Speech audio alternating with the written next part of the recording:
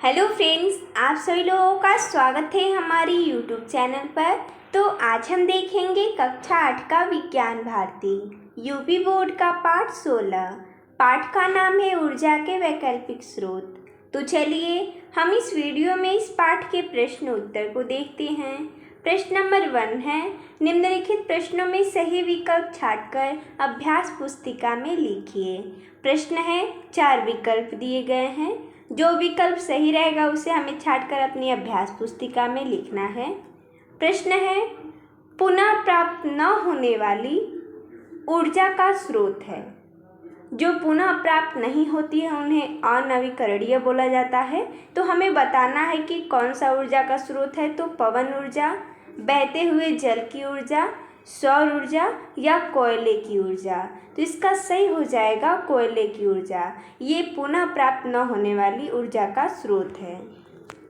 अगला है, पुनः प्राप्त होने वाली, जिसे नवीकरणीय बोला जाता है, ऊर्जा का स्रोत है।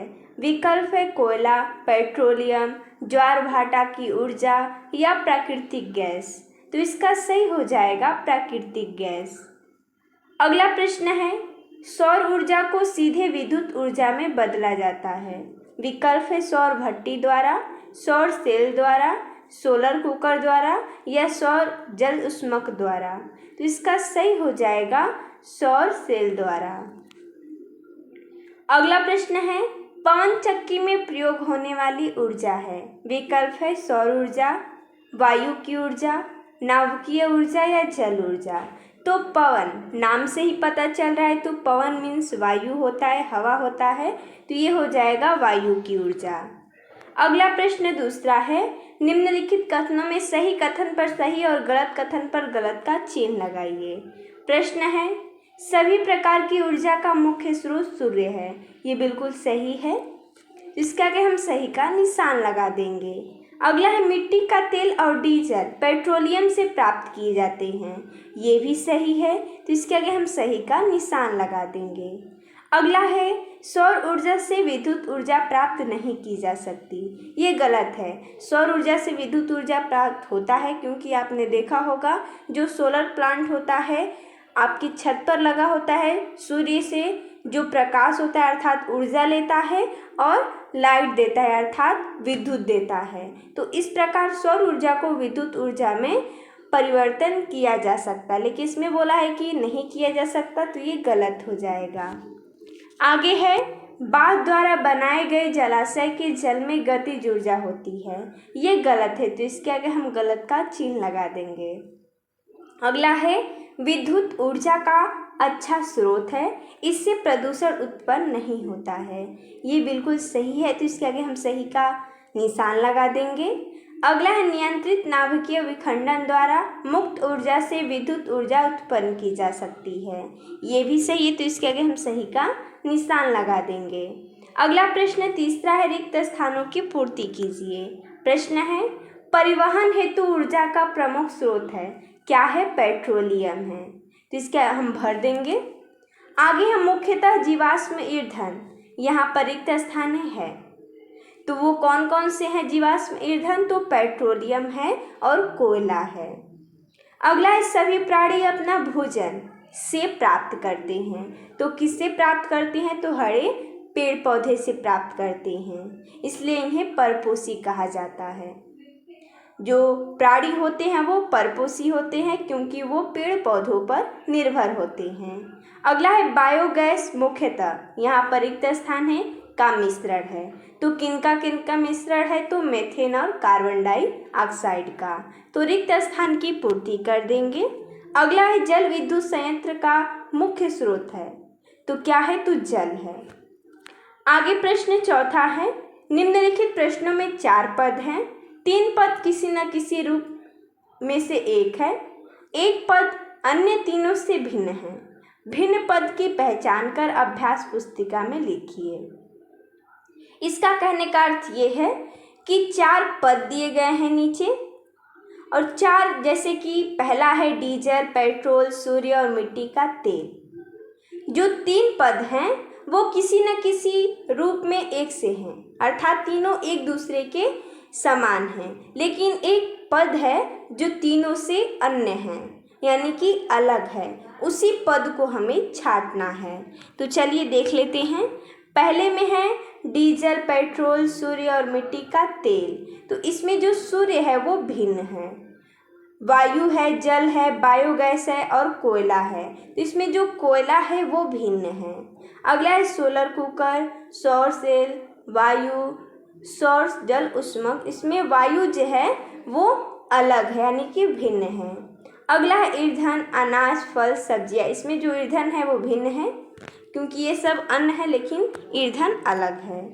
आगे प्रश्न 5वां, स्तंभ क और स्तंभ ख में दिए गए शब्दों को मिलान कीजिए। जैसा कि स्तंभ क में दिया गया है पेट्रोल, कोयला, जलाशय पर बांध, डीजल, वायु। और स्तंभ ख में है तापीय विद्युत घर, जल विद्युत संयंत्र, बस, पवन चक्की और स्कूटर। हमें इसमें सही मिलान करना है, हमने यहाँ पर किया है। पेट्रोल से स्कूटर, अर्थात ये एक वाहन है, चलता है। कोयला हो जाएगा मिलान तापीय विद्युत घर से। जलाशय पर बांध विद्युत, जो कि जल विद्युत संयंत्र से बनता है। डीजल से बस चलता है और वायु पवन चक्की से संबंध करता है। तो जिससे जिसका संबंध है उससे हम उसका मिलान कर देंगे। आगे प्रश्न है कि दिया गया है निम्नलिखित प्रश्नों के उत्तर दीजिए। प्रश्न है पृथ्वी पर ऊर्जा का सबसे बड़ा स्रोत कौन है? तो पृथ्वी पर ऊर्जा का सबसे बड़ा स्रोत सूर्य है। अगला है सोलर सेल का उपयोग क्या है? इसका उत्तर हो जाएगा सोलर सेल का प्रकाश उत्पन्न करने, रेडियो, टीवी, जल पंप आदि चलाने में किया जाता है। अगला है पेट्रोलियम किस प्रकार बनता है? इसका उत्तर हो जाएगा लाखों करोड़ों वर्ष में भौगोलिक उथल पुथल के फलस्वरूप पृथ्वी के अंदर जीव जंतु एवं पौधे दब जाते हैं। मृत जीव जंतु एवं वनस्पतियाँ उष्मा, दाब तथा उत्प्रेरक क्रिया के द्वारा अवघटित होने से पेट्रोलियम बन जाते हैं। अगला है सौर ऊर्जा के ऊष्मीय प्रभाव का उपयोग किस प्रकार किया जा सकता है? इसका उत्तर हो जाएगा सूर्य की ऊष्मीय ऊर्जा का उपयोग वायु ऊर्जा में, जल ऊर्जा में, प्रकाश संश्लेषण क्रिया में, सोलर कुकर में, सोलर सेल में, सौर जल ऊष्मक तथा सभी प्राणियों के भोजन में किसी न किसी रूप में होता है। अगला है प्रश्न नाभिकीय ऊर्जा क्या है? इसका क्या उपयोग है? इसका उत्तर हो जाएगा नाभिकीय विखंडन से प्राप्त ऊर्जा को नाभिकीय ऊर्जा कहते हैं। इसका उपयोग परमाणु भट्ठी द्वारा विद्युत ऊर्जा उत्पन्न करने में किया जाता है। अगला प्रश्न है वर्तमान में जीवाश्म ईंधन ऊर्जा के प्रमुख स्रोत क्यों हैं? इसका उत्तर हो जाएगा वर्तमान में शहरों और कस्बों में भोजन पकाने के लिए द्रव पेट्रोलियम गैस, जिसे हम एलपीजी बोलते हैं, का प्रयोग किया जाता है। इसके अलावा जनरेटर, मोटर कार, बस, मोटरसाइकिल, ट्रक, रेलगाड़ी, वायुयान चलाने में पेट्रोलियम उत्पादों जैसे कि डीजल, मिट्टी का तेल या पेट्रोल का उपयोग किया जाता है। रेल इंजन में कोयले का प्रयोग किया जाता है। उपयुक्त ऊर्जा के सभी स्रोत हमें जीवाश्म ईंधन से प्राप्त होते हैं, इसलिए वर्तमान में जीवाश्म ईंधन ऊर्जा के प्रमुख स्रोत हैं। आगे है ऊर्जा संकट क्या है? आप उस संकट को दूर करने के क्या उपाय करेंगे? तो ऊर्जा की बढ़ती मांग तथा अनवीकरणीय ऊर्जा स्रोतों जैसे कि कोयला, पेट्रोलियम आदि के लगातार उपयोग से उत्पन्न होने वाली कमी को ऊर्जा संकट कहते हैं। इनको दूर करने के क्या क्या उपाय हो सकते हैं? तो सौर, जल, पवन तथा बायोगैस जैसी नवीकरणीय ऊर्जा का अधिक उपयोग करना, बिजली और ईंधन की बचत करना, अनावश्यक विद्युत उपकरणों को बंद रखना, कम दूरी के लिए पैदल चलना या साइकिल का प्रयोग करना, ऊर्जा के अपव्यय को रोकना।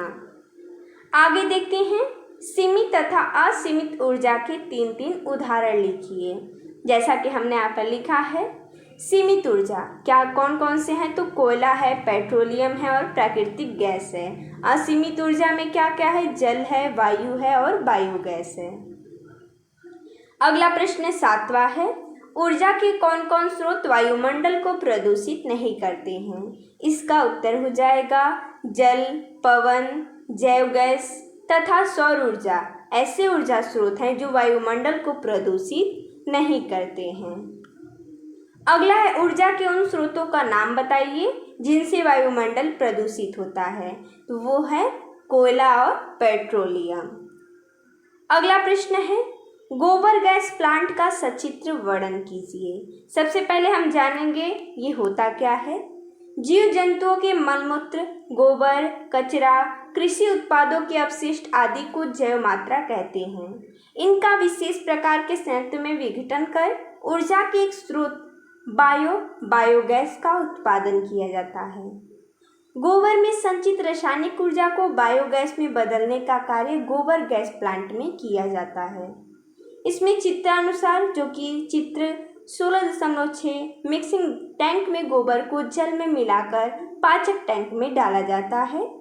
इससे मीथेन और कार्बन डाइऑक्साइड के मिश्रण युक्त गैस उत्पन्न होती है। इस गैस को गोबर गैस या बायोगैस कहते हैं। आप यहाँ पर चित्र द्वारा देख सकते हैं। ये मिक्सिंग टैंक है, अंदर गैस वाल्व है, ये डोम है पाचक टैंक। यहाँ पर ढक्कन लगा है, ये गैस निकास से आप यहाँ पर देख सकते हैं। सचित्र वर्णन किया गया है यहाँ पर। आगे देखते हैं प्रश्न 10वां है सोलर कुकर की संरचना एवं उपयोग लिखिए। तो सबसे पहले हम संरचना देखते हैं। तो सोलर कुकर एक बॉक्स नुमा उपकरण होता है जिसमें कांच का ढक्कन, परावर्तक तथा काले रंग के बर्तन लगे होते हैं। इसका उपयोग क्या होता है? तो सोलर कुकर सूर्य की ऊर्जा को ऊष्मा में बदलकर भोजन पकाने के लिए उपयोग किया जाता है।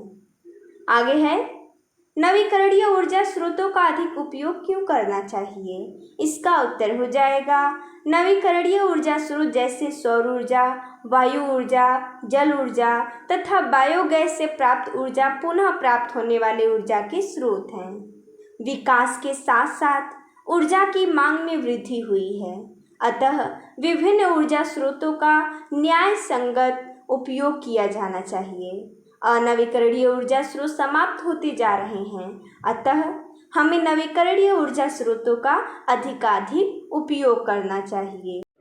अगला है ऊर्जा की अनवीकरणीय स्रोतों का संरक्षण किस प्रकार किया जा सकता है, विस्तार से समझाइए।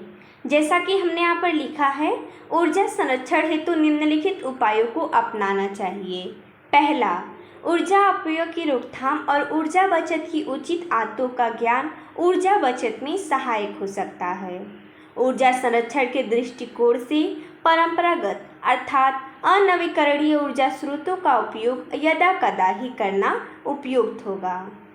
घर के विद्युत उपकरण जैसे पंखे, बल्ब, हीटर आदि को अधिक आवश्यक होने पर ही प्रयोग में लाना चाहिए। आवश्यकता न होने पर इनका उपयोग बंद रखना चाहिए। जहाँ पर संभव हो भोजन पकाने में, भोज्य पदार्थों के सुखाने में, पानी को गर्म करने में सौर ऊर्जा का ही प्रयोग करना चाहिए। सोलर कुकर के भोजन पकाने पर आवश्यक तत्व भी सुरक्षित रहते हैं। प्रकाश उत्पन्न करने के लिए ट्यूबलाइट, सोडियम वाष्प लैंप या मरकरी वाष्प लैंप का प्रयोग घरों में तथा सड़क पर करना चाहिए। भोजन पकाने के लिए प्रेशर कुकर का प्रयोग करना चाहिए, इससे ऊर्जा की बचत होती है। खाना पकाने में मिट्टी के तेल का प्रयोग करते समय अच्छे किस्म के स्टोव का प्रयोग करना चाहिए। आसपास के स्थानों के आने जाने के लिए पेट्रोल या डीजल के वाहनों का प्रयोग नहीं करना चाहिए। व्यक्तिगत वाहनों के प्रयोग के स्थान पर यात्रा रेलगाड़ी या बस जैसे सार्वजनिक वाहनों से करनी चाहिए। ऐसा करने पर ईंधन की बचत होगी। अगला प्रश्न है बायोगैस किसे कहते हैं? इसका उत्तर हो जाएगा बायोगैस मीथेन और कार्बन डाइऑक्साइड गैसों का मिश्रण है। ये गैस प्लांट में गोबर और जल के मिश्रण से उत्पन्न की जाती है।